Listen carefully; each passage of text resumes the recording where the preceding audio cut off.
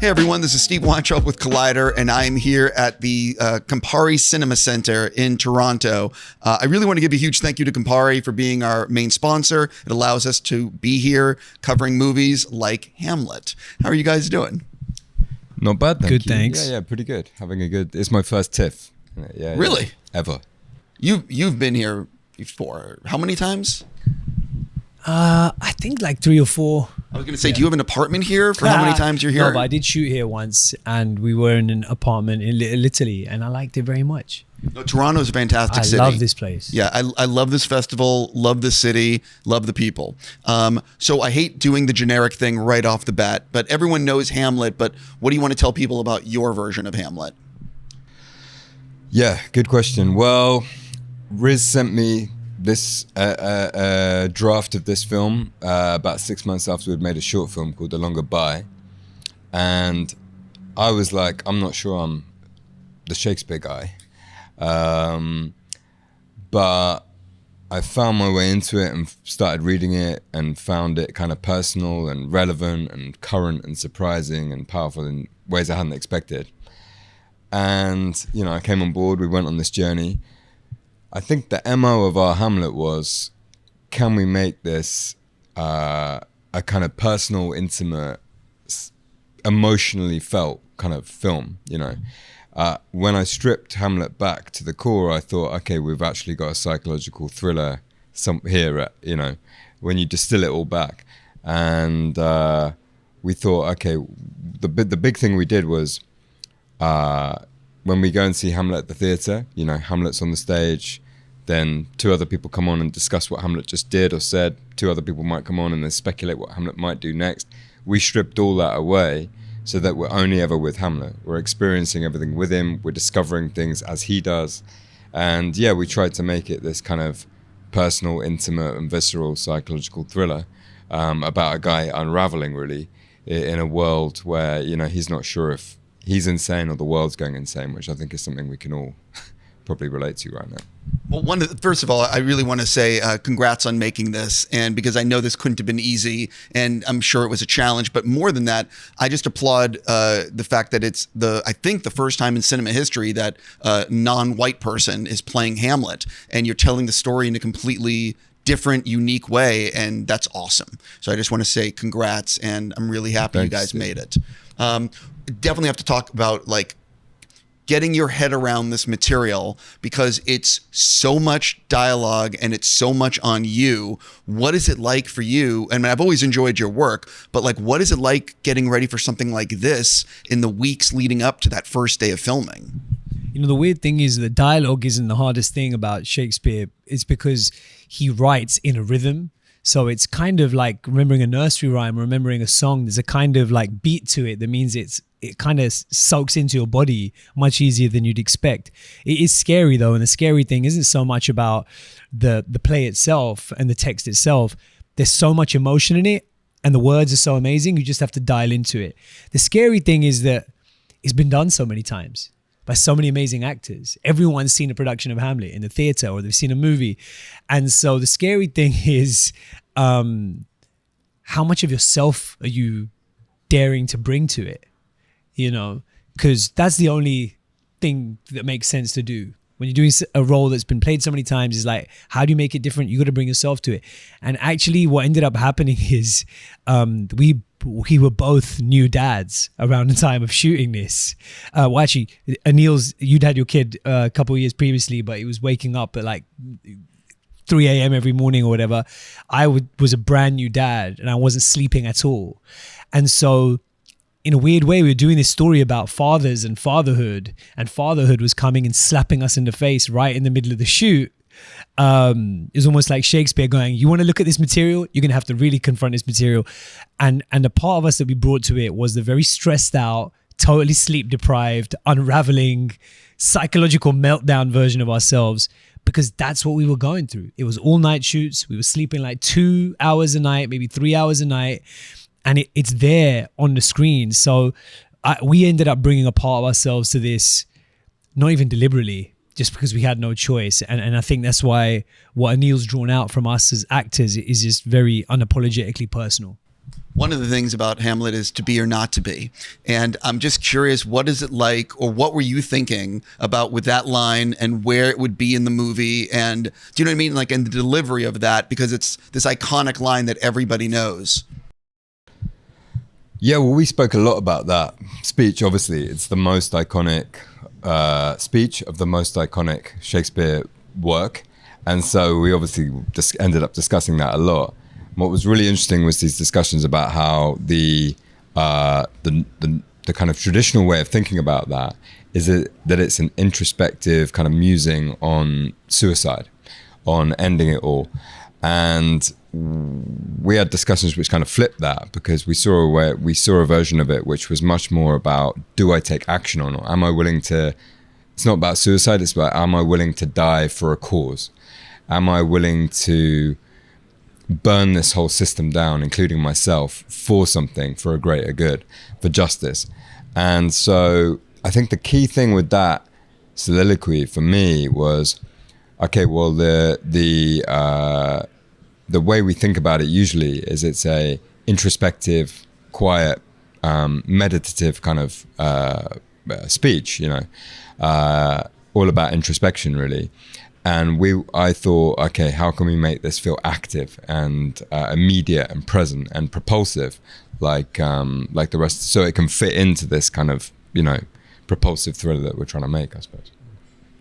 Talk a little bit about delivering that, because I don't think this is a spoiler, but you're in a car, you're driving. Can you sort of talk about filming that scene? And because there's a lot of emotion.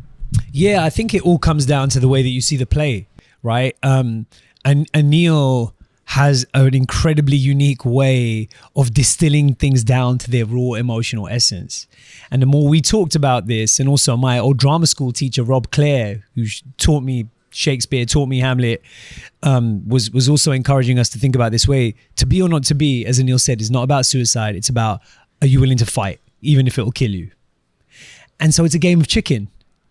He's psyching himself up. Are you willing to go off the edge of the cliff? Are you willing to drive headlong into danger? So that's how we staged it. It was as simple as that. If your reading of the text informs the way that you stage it, and Aneil was absolutely adamant about trying to take the rawest, most visceral interpretation of the text and just let that be what we see on screen. So when you dust off all the old traditional way of doing things and just have a direct relationship with these words, it kind of reveals all these kind of fresh, action-packed sequences. And we were like, man, are we doing it wrong? Like, I've never seen To Be or Not to Be done like this. But the more we looked at it, it's like, well, this is how we see it. And that's all you can do with a classic, right? Whether it's a remake, a reboot, a spin-off, or another Hamlet, you got to bring your own kind of point of view to it. So that was just our point of view. So then the next, much less abstract challenge was to find a stretch of road long enough that you could lock off, long enough for Riz to do that speech multiple times. Yeah. So one of the things when I was watching it was, how did you decide the look of the film? Because there's a lot of close-ups and there's a lot of natural light. And I'm just curious if you could take us through like how you decided to photograph and bring it to life. Yeah, I mean, I suppose that's my kind of instinctive way of filmmaking. And what felt interesting to me about the challenge of Hamlet was, could we somehow root this archaic, very elevated, quite fantastical story with royalty and ghosts and murder, and could we root it somehow in naturalism? I mean, I don't think you can ever call have a social realism Hamlet. It's just too bonkers. But yeah, could we bring a naturalism to it where the viewer feels like this is actually, despite the verse, taking place in the world that we live and breathe in every day? Could we make it feel lived in and grounded somehow? And so the visual language kind of reflected that, really. How can we make this world feel kind of effortless despite telling this really elevated story within it? And the close-ups, I think, speak to the intimacy we wanted to feel and the way we wanted to mirror Hamlet's state of mind. It becomes, obviously the story becomes a hugely oppressive and unrelenting experience for Hamlet, and it felt right in many cases to be right there with him on his shoulder, kind of living and breathing that in a kind of slightly unremitting way.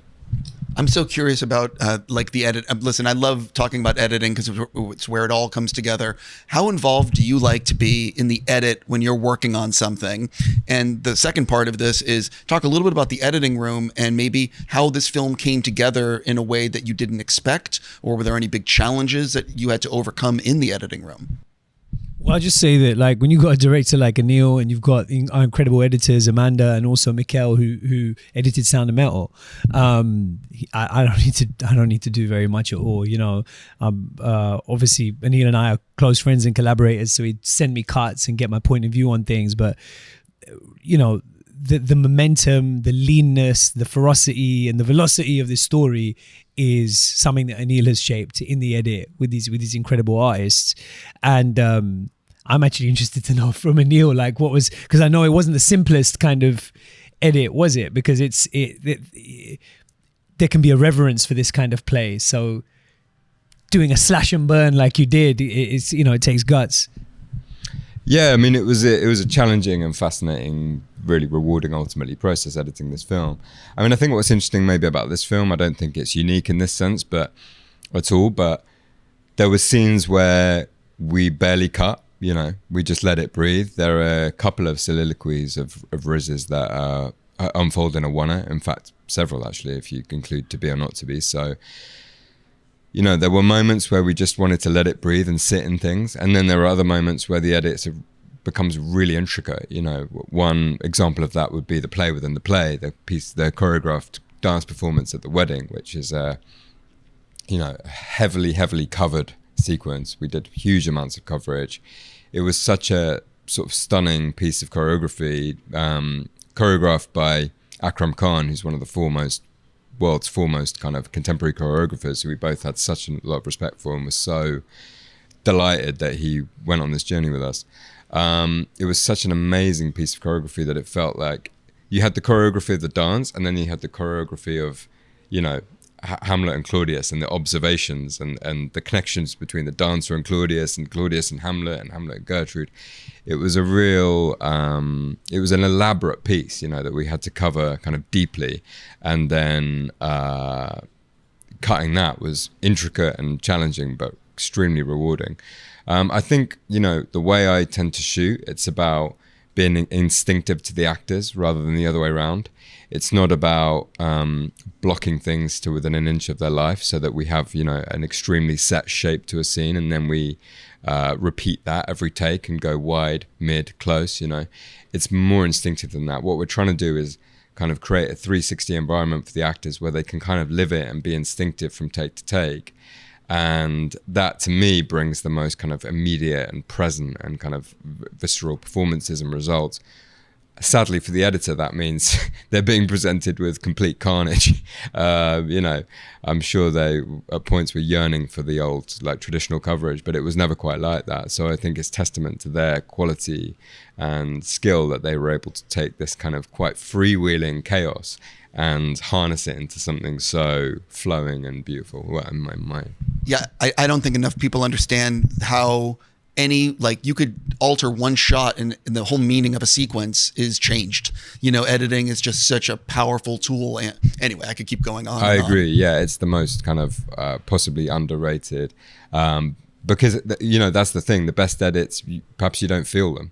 So I think it ends up being the most, you know, underrated. It's like they're the real magicians, really. They're taking this thing and making it. But it's how you build propulsion on a sequence, or how you pull back. Like, it's everything. Yeah, you know what I mean? Yeah. It's the whole movie is right there, and you know what I mean. Yeah. But so I'm going to ask you, an individual, or for both of you, like, Shakespeare has been around obviously for hundreds of years and has inspired generations of people. I know it's a little, you've probably answered this before, but what do you think it is about Shakespeare's words and that has kept his, you know what I mean? Like, people have been repeating and so inspired by his words for so long. I mean, he was, it's really understatement, isn't it? But he was a rare genius. You know, he's so many, you know, turns of phrase things that we just kind of, I have to be cruel to be kind, all these kind of different phrases, they're from his plays. It's just complete kind of part of the English language, part of our day to day. He's made up so many words. There are so many words that he's kind of invented himself and put in his plays, and now they're in the English language. But what's really interesting about Shakespeare is that he barely made up any of these stories. He only wrote 2 original stories: The Tempest and Love's Labour's Lost. Hamlet is IP. Macbeth is IP. Coriolanus is IP. He's the remake king, So he's taking these ancient stories and myths, and he's executing them in the most magical, poetic way possible. In a way, he's taking the pressure off himself of having to create the storyline. And he's saying, this is about the execution, this is about the poetry, this is about the acting, this is about the power of the words that are going to cast a spell. So I think it's something really interesting that, yes, Shakespeare's words and his execution, his poetry are powerful and timeless because they're magical and he's a genius. But also, Hamlet isn't something he invented. That goes back to the ancient Nordic myth, that itself, there's lots of evidence that Indian cultures were interacting with the Vikings. That, you could argue, goes back to the Bhagavad Gita, which is the central Hindu religious scripture. So the first words you hear in our production of Hamlet are words from the Bhagavad Gita. So we're kind of name checking that idea of like, this belongs to everyone, and this comes from the deepest, most ancient place. It's part of our shared myth and mythology and legend, the stories that Shakespeare is dealing with. So yes, it's the execution, but also really great IP that he was working with. It's so funny. I've never heard it like that, but it's so true. If he was around now, he'd be getting the major MCU contract. It would be, in a way, yeah. It's unbelievable, though, his genius. It's anyway. I'm almost out of time with you guys. I do have to ask you 2 individual questions, if you don't mind. I was doing my research, and I noticed that you created something called Quarter Life, and I'm not familiar. Like, it's on IMDb, but I don't. That was a working title. That's not going to be the final title of the show, but it's a TV series that I've created and produced and I'm acting in, and I show around with the amazing Ben Carlin. And I don't want to say too much about it, but it's something very personal and it's a lot of fun. And watch this space. So my question is, so you've shot it already? I have, yeah. And so it's next year it's coming out? Yeah, hopefully, yeah. Okay. I've been lucky enough to see it cut, and I can. Well, Aneil helped us out. Aneil helped us out in it, and he came in and stepped in and like saved the day with some amazing reshoots as well. So, yeah, it's moving. It's funny. It exists in it's hugely distinctive. It's really exciting. I really can't wait to see it. My other individual, if you don't mind, is I think you worked with Alejandro. That's what I'm trying to say. Yeah. I'm English is my second language, and eventually I'm going to get it right. But what was it like? He's also a fantastic director, and you worked with Tom Cruise. What can you tease about that, and what was that experience like? Because he also has a unique way of shooting, and is a really fantastic artist. Yeah, he's amazing. What I can tell you about that film is absolutely nothing. Sure. But I guess I will use your question as a jumping off point about what makes directors great. And I think what makes directors great is their uncompromising passion for their vision. And I think it's worth noting, Mike Lesslie, the writer, and I were working on this adaptation of Hamlet for 10 years. And it wasn't until we gave it to Aneil and he was able to put his vision on it that we unlocked the adaptation. And I think a lot of people have been commenting on this kind of lean and mean, fast and furious version of Hamlet. And honestly, that's all Aneil. We were setting it in a slightly different place. It had a different pacing. It had all these extra scenes in it. And I think if you watch, the short film we did together, if you watch Aneil's film Surge, if you watch any of his iconic music videos, what you'll find is this ability to make the poetic really gritty, and to make the gritty really poetic. And that's what we wanted from our Hamlet. So I'm just very indebted to him. And although they're very different directors, although they're very different movies, I think the most distinctive thing about someone like Iñárritu or Wes Anderson is like, it's their vision. And Aneil's vision is very different, but really this is Aneil's Hamlet, you know? And it's all the better for it. Because our next one isn't here, I'm going to steal you guys for what I call get to know your TIFF attendee, if you don't mind. These are really some softballs, I promise. What for each of you? What do you love to cook? Oof. I know this is where we get hard hitting. This is where it becomes very clear neither of us cook very much. Oh, we can skip that if you guys don't cook. No, I think this is going to be really pathetic what we cook. I like to attempt to cook curry, but it never lives up to... What kind of curry do you cook? Either vegetarian, Gujarati style ones, or cauliflower situation, or South Indian, Kerala style. Oh yeah, they're just never as good as my aunts, and families. So is it because you haven't? It's bittersweet because they're nice, source but of disappointment and nutrition. They're essentially a disappointment. Yeah. You can't cook. No, I mean that's really rude. It was a question. Say. Oh, well, it sounded like a statement. I can. I choose not to. Right. No, look, I think I'm a good cook. I'm going to come out and say that. I think I'm good. My wife thinks I'm terrible. What do you attempt to cook? Toast. I'm just freewheeling. I'll just take something and I'll just throw it in. Can you boil water? Kettles do that, right? Right. I have a kettle. Great. I thought that was a trick question for a second. I was like, shit, why is there a particular way of boiling water? No, look, I think I can make a good do piazza, which is called a 2-onion curry. That is my mom's recipe. It's a really hard one to get wrong. I think I nail it. My wife disagrees strongly. Sure. What is your favorite food? I mean, it's quite boring. I feel like it's such a common answer, but I think that's why it's your favorite. If it's not Indian, it's Japanese. Yeah, it's always delivers unless it's bad. Yeah, really expensive. Really expensive. Food. My favorite food is really expensive. Really expensive raw fish. Look, my favorite kind of food is a particular kind of curry called a nihari. Nihari. Nihari. Look it up. It's a very my mouth's watering. It's a very slow cooked lamb or beef shank curry. It's very thick. It's incredibly spicy. You cook it for a very, very long time. It's extremely elaborate. Most restaurants don't really attempt it. If you're at a restaurant that does, then you know you're in an OG spot. I need to find some nihari right now. What is the last TV show, movie, or book that you've read or watched that you really want to recommend to other people? Well, we came from Telluride Festival, film festival. We're going to say the same film, aren't we? And we got to see Jafar Panahi's new film. It was just an accident. He's an amazing, incredible Iranian filmmaker. I'm sure everyone knows. And he's been a hero of mine for a long time, a huge inspiration. His older film, The Crimson Gold, and one of his previous films, The White Balloon, they're huge source of inspiration. We got to meet him in Telluride, which was a huge moment, and we got to see his new film, which is like insanely good. So I'd hugely recommend that. It's playing at TIFF, and I'm sure it's playing beyond that, and I'm sure it will have a amazing life.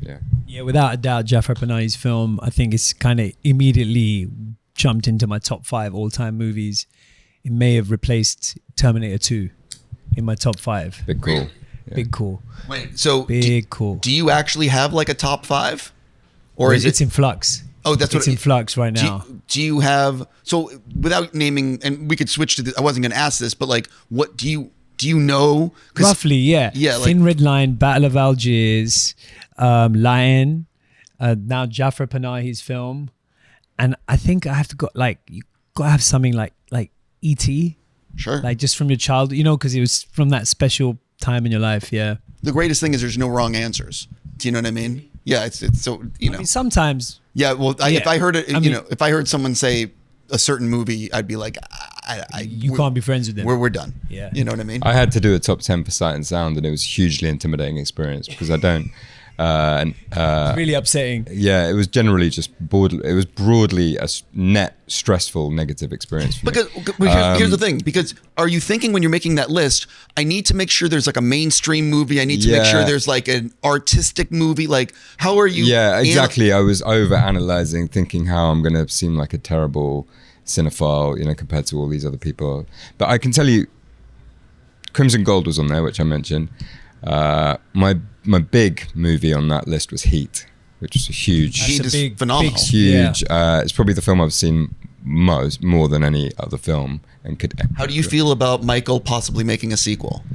Well, probably like most Heat fans, nervous, anxious, but you know, I'm here for it. So I'm willing to have him take the chance. I just pray to God it's amazing. Guys, can I just correct something? I left off Goodfellas, and I just wanted that to be on the record and on camera. That is Goodfellas is on most days is my number one feel good movie. That is, and I know it's controversial that I don't have a Godfather on there. Godfather 1 or 2. You don't need to apologize. Well, I'm not apologizing. I'm just saying I know it's controversial and I stand by it. Goodfellas on most days is my favorite film of all time. Isn't it? Yeah, I've seen it. Goodfellas. I've seen it more times than I can count. The mastery of the cinematography of some of those scenes, the performances, everything about that just film. A blend of humor and violence, the score, the groundbreaking kind of like camera moves and stuff that have just kind of like set a template. I remember I met Ray Liotta in Venice Film Festival in like 2011 or 2012, and I went up to him and I was like, "Oh, Mr. Liotta, I just wanted to say, you know, Goodfellas is my favorite movie," and you could just tell that people come up to him and say that all day, every day. There was no part of him that seemed like surprised, grateful, endeared. It was just like, this is happening again. I'm cursed to be one of the best performances in the best movies of all time. I did. But yeah, I think that's up there, and I just had to say that because I felt shocked that I'd forgotten to say it. It was the nervousness of being up here, I think. I interviewed Lorraine Bracco for the Vince Vaughn movie about the grandmothers. I forget the title. And I made her spend half the interview talking about Goodfellas and the Coca Cabana shot, the oneer, and pulling that off. And I didn't care because I needed her to talk about it. And she's incredible. You know, but here's my last two things. Your coffee order. We've got the same coffee order. I can't actually handle coffee. It completely wigs me out. Yeah, it's palpitations. I have had an irregular heartbeat in the past, and was told I had to. The doctor, this was in my 20s, he said I should cut out alcohol, nicotine, and caffeine. And at the time, that I was not ready to cut all those out. So I started with caffeine because that was the most straightforward. I've subsequently cut out the nicotine, but yeah. If I have a coffee now, it's really bad news. Yeah. Can you not have wine? Or what do you mean? We're matcha besties, bro. Yeah. Now I've introduced matcha into the routine. We both because it's a mellower matcha latte with almond milk. More, exactly. It's a mellower kind of hit, isn't it, matcha? I actually have had recently. Are you a matcha fan? I've never had it. I've recently had to cut out a lot of coffee from my life due to blood pressure, and it's. Has that been hard? Have you tried switching to matcha? I don't even know what it is. Bro. Yeah, so what? I feel so bourgeois talking about matcha. Matcha do about nothing. That's nice. What exactly is it? It's a Japanese green tea, I think. Oh, wait, I have heard about this. But it's generally made as a latte with milk. Yeah. So I'm going to look into this. And it's a much slower release kind of caffeine hit. So it might be something worth investigating. I'm gonna look into this. I've been given the wrap up sign, so I'm just gonna stop my list. It's good that we covered that then. Yeah, actually this might be something that actually really changes what I'm drinking in the morning. Good luck. I really want to say congrats on the movie, and I'm really happy you guys made it. Thank you for indulging me in my stupid questions at the end.